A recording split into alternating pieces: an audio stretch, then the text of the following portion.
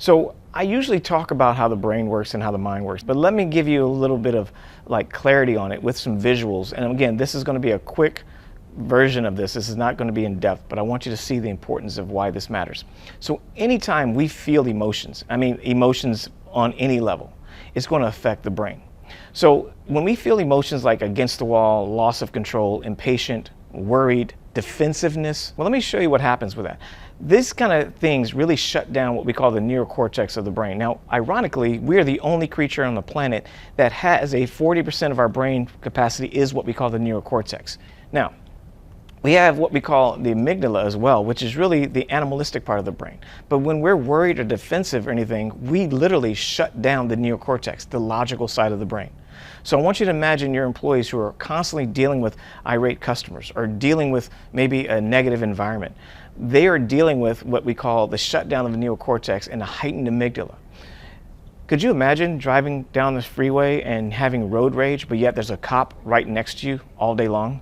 It's like this passive aggressive feeling that happens over you, and it will be almost overwhelming. And actually what we found is cortisol is what does this. Stress hormones like cortisol over time weaken the immune system, inhibit white blood cells, promote weight gain, and contribute to heart attack and the fight or flight response.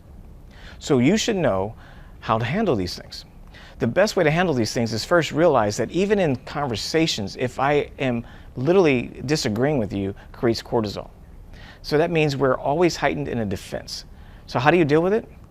You need to rewire your brain, transfer your thoughts, change your thoughts. And the only way to do that is to redirect how you think and why you think it.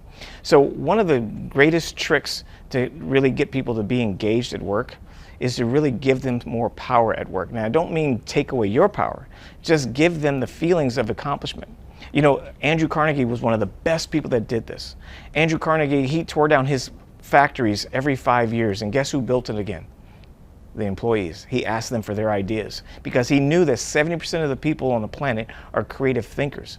So giving people the ability to be creative creates dopamine, and the dopamine is what people feel accomplishment. They feel joyful, they feel creative, they feel happy, they actually feel better. 30% of the population is literally task driven, so that might be your underwriters or somebody, and there's nothing wrong with that. But just know 70% of your population in your workforce are creative people, so allow them to be creative.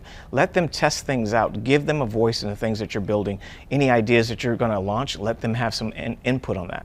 And I just want you to take that to heart. Have a good day.